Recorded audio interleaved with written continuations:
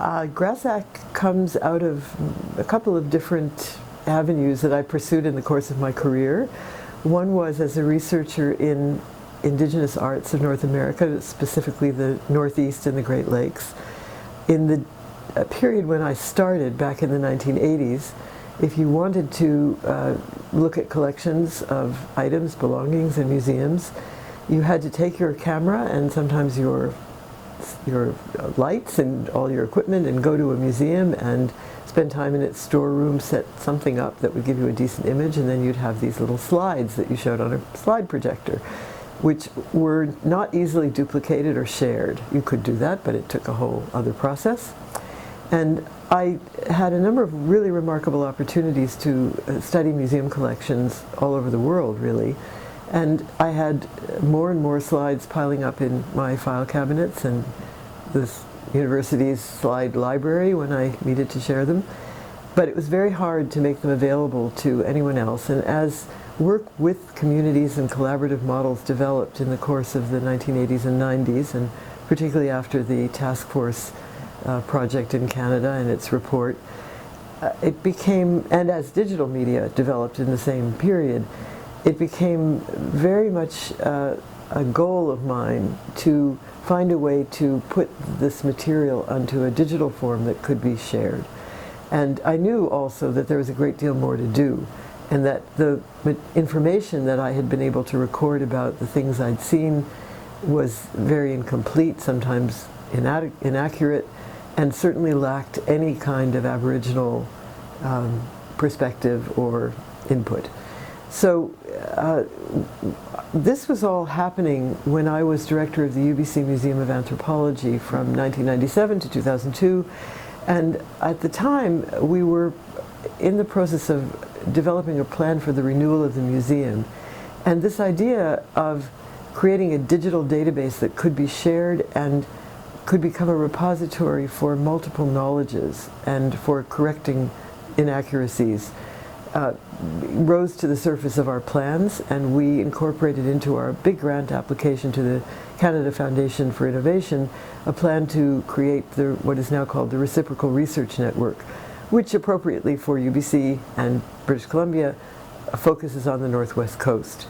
And it's been implemented by, after my departure from the museum, it was brilliantly implemented by the team there, and is now a really active participant in collaborative research and used by many Northwest Coast communities. But since my own interests have always been in the Great Lakes region and in the Northeast, the whole time we were doing this, I kept kind of wishing that I could do something like that for the region that I work in. And when I came back to Carleton University as a Canada Research Chair, I was asked to define what my research project or projects would be.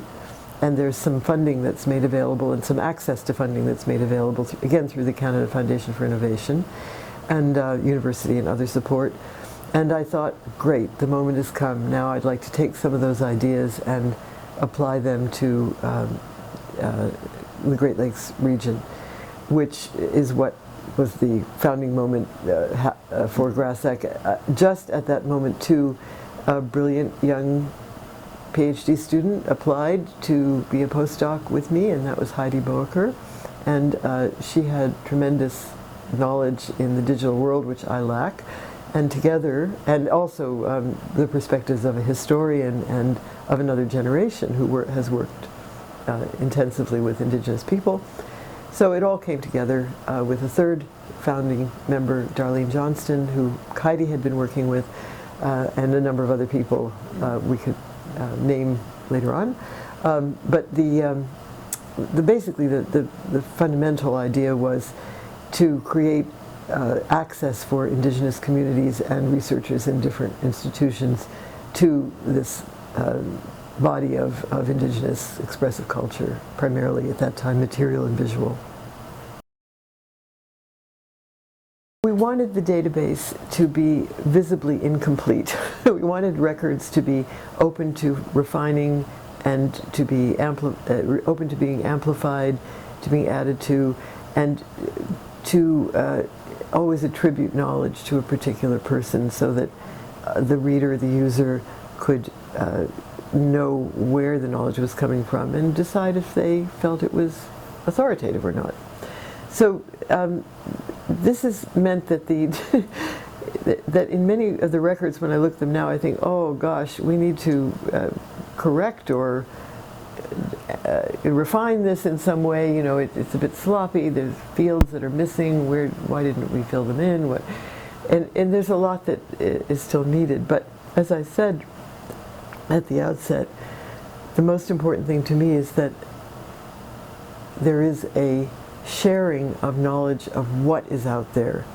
And if it's important to people to know about it, at least they know that this pouch or this headdress or this outfit is in a particular place, and that if they want to, they can go further. If the GRASAC database doesn't tell them everything or hasn't completed the record, well, now you know where it is. So if you can write to them, or you can perhaps even go in and do the further work yourself. It was meant always to be something that all the members could contribute to equally. I think the little mantra that I thought of early on was, if you're a member, you're a contributor. If you're a contributor, you're a member. That is, everyone was expected to add records when they had a chance to go and see a collection. Ideally, we got funding to organize visits to collections in groups, hoping that we would have Indigenous and non-Indigenous people, that we would have people from different disciplines, that we could create the richest entry that would be possible. But sometimes someone would have a trip to a city to go to a conference, and they'd say, well, I have an extra day, I can go to the museum here and see what they have and put it in. So we thought that was good. Mm-hmm. When some people look at that, they think, you know, this is all over the place, higgledy-piggledy. I think the notion was that there would be an ongoing process of fleshing out and filling out and continuing to refine. And I have to say, I hope to be doing some of that in my retirement. That's always been out there for me as a hope. One other thing that I think I've learned in my long years of engaging with these materials is that research questions that occur to one person with one positionality will not necessarily be the same research questions that occur to another person. And that there are many people who have interests in the collections that we have inherited in museums and elsewhere, and that within that array of possible questioning, the questions that Indigenous communities have to ask in an era of decolonization have priority. So collaboration is a necessary part of the development of any project, I think, involving Indigenous expressive culture. And the collaboration should be a guiding and leading and shaping collaboration, because that is the essence of decolonization, is that we have to right the balance, which has been so skewed toward the kinds of questions that Western scholars have wanted to ask, and therefore the kinds of knowledges they've been able to develop, which are very limited. We now need to create this richer and more holistic understanding of Indigenous history and culture.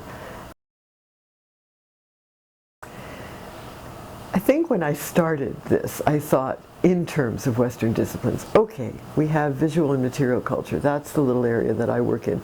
But yes, we also have Indigenous languages, and we have Indigenous history, and we have Indigenous music, and we have Indigenous dance, and I thought very much in terms of these really quite traditional categories. And I knew that they are not really divisible. I knew that, amongst other things, I knew that from my African research, because when I worked in West Africa, I was working in a society which continued to perform public masquerades, and although I started out saying, I'm interested in the carved masks you make, and they'd say, well, that's really just the smallest part of this masquerade. What's really important about it is the dance, the music, and the public performance and what it means. Big lesson. So I knew I was able to transfer, I think, some of, obviously it's a very different part of the world, but some of the basic principles, I think, do carry over into other parts of the world. And so I've always known that in an ideal world, if you wanted to understand this beautifully carved rattle that has the shape of a thunderbird in the Peter Jones collection in the Smithsonian, that you would want to understand how it was used in a performative way, in a ritual way, insofar as that is shareable. But because of the horrors of colonialism, that kind of access and sharing has been cut off for people who aren't members of communities. And again, understandably, but it's still there. So I hope that with the GRASAC database, we would be able to incorporate music, dance, and language above all. But I think the challenges that I didn't understand were partly technical, and I think solvable by people who know the technology and as the technology evolves further, but also conceptual in that I have come to think that the issue of language is even more important than I knew or thought in the outset, and that in order to come to an adequate understanding of the visual and material expression, you have to research it through language insofar as that is possible today. And my wonderful colleague Al Corbière has been leading, and Marianne Corbière, two colleagues, have been leading the charge within GRASAC for that. But how do you do it? We have a language module that we added, and we have very generous donations of dictionaries from Cayuga, I think, and Anishinaabemowin.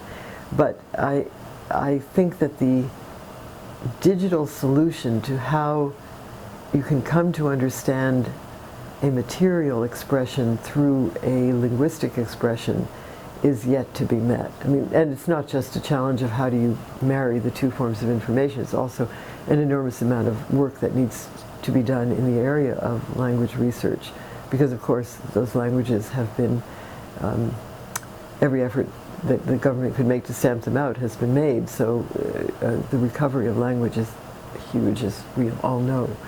So there are those challenges. But the other area of challenge, it was really fascinating for me to see as the project transferred to Kara Krimpodic and Heidi Boaker as co-directors and here at U of T, is that they have a breadth of community engagement that with urban and reserve communities that is bringing a whole new array of issues into the GRASAC field, which I wouldn't have been capable of defining. So I'm thrilled that you know it's growing into a new area, and I think that or not one area but to many areas, that what I'm still curious to see, coming from my limited perspective, is how does the material expression anchor so much of this other activity? Well, I hope, for one thing, that the great efforts that many people are going to find a permanent host for GRASAC will come to be.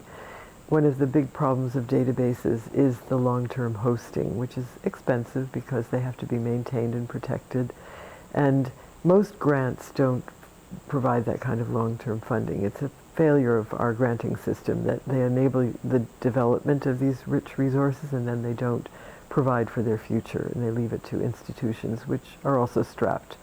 So that's one practical matter, but it's a very important one because it would be really tragic if all the work and knowledge that's been put into it don't lead to a long-term benefit. Beyond that, as I mentioned earlier, I absolutely am persuaded of the paramount importance of language in relation to the understanding of the visual and material sides of culture. And I hope that the language module and the development of language programs related to it, which I think are projected in the new plans for GRASAC, will come to be and will prove to be as fruitful as I feel confident they will be. I hope that when you open up a GRASAC record, the first thing that you see will be its name or its way of mode of being described in the indigenous language of those people, and that I can't predict how that will open up meaning. I've had a few glimmers of it in research I've done with native language speakers, and I think it's very important. The second thing I would say, or maybe I'm down to the third, is that we had always hoped that we could make it user-friendly enough that anyone with an interest would be able to make use of it. And when we first started out, for good reasons, we were very keen to, as I said earlier, make clear the authority on which a statement is made, to put multiple statements in that may sometimes contradict each other, to make it possible for people to correct someone else without erasing the statement that's being corrected, so that it's all there for you to see. Now that makes for a complex or possibly messy kind of record.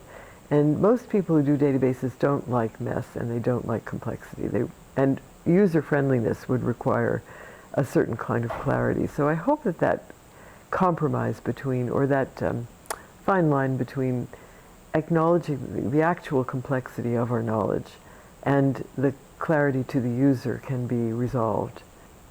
I'd like to see much more contemporary work in the database. We started with the historical because that seemed to be a good starting point and also one of the least accessible areas.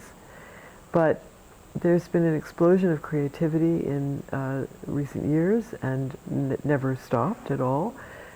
People have tended to disdain more modern and contemporary production and seen it as inferior, which perhaps there has been a dropping off of quality sometimes because all of that has been done to interfere with indigenous communities and cultures has made that happen. But there has always been high quality and creative work done. So I'd like to see that acknowledged by a more up-to-date content. And the kind of expansion that we talked about earlier to a wider range of interests in communities, this is just to repeat, would be wonderful to have oral narratives and stories in the database, interrelated with visual imagery, with song, with music, with whatever it is related to.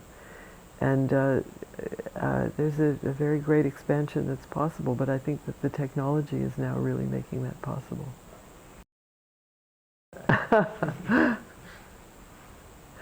Okay, well, one was when we worked in Paris at the Musée du Quai Branly, there was a small group that went, and we were warmly received.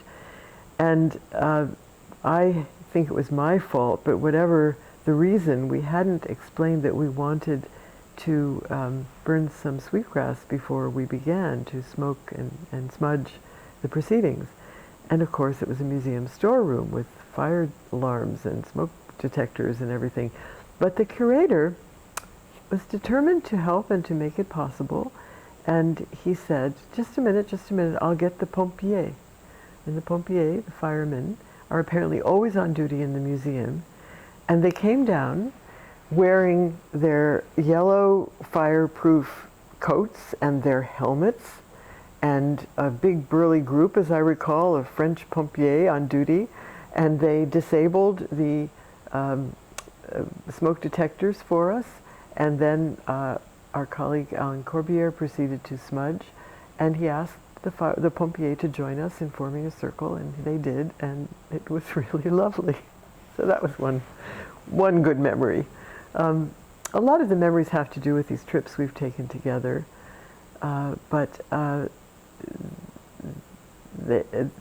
that's because that's an occasion when we, the living, are brought into the presence of the belongings with ideally people who are members of the communities that produce them, and it adds an enormous amount of meaning to the proceedings. I think a lot of my memories actually have to do with these permits that we had to get, because the other one that I remember in that respect was when we went to the National Museum of Scotland, where we had, or either we or the curator, Henrietta Lidchie, already knew about the need for this and had provided for smudging by getting what was called a hot work permit. And it was a piece of paper that said hot work permit. And we always thought, we need that piece of paper. This sort of advertised that what we do is hot work in more layers than one. I will be very happy not to have to write any more grant applications. That is a happy thought. But I certainly want to keep making what I can contribute available to anyone who needs it. I really would like to work on records and to try and, there are uncompleted record sets where we still have notes that we haven't entered. There are all kinds of improvements that I could make in records that already exist.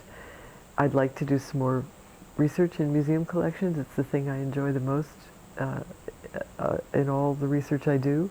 So I hope to be able to tag along to when I'm visiting somewhere to add some material that I may come across as it happens. I have a book I'm working on, which I've been working on for more than a decade, called Seeing Through Translation, which looks at 4 historical moments of exchange in the Great Lakes region across 4 centuries of contact at the site of visual and material culture. And I'm also working with a colleague at Carleton, Carmen Robertson, who now holds the Canada Research Chair in Modern Culture. I think it's called Aboriginal Art and Culture. And she and I together, she as the PI, got a SSHRC grant to work on the huge problem of forgery in Norval Morrisseau's work.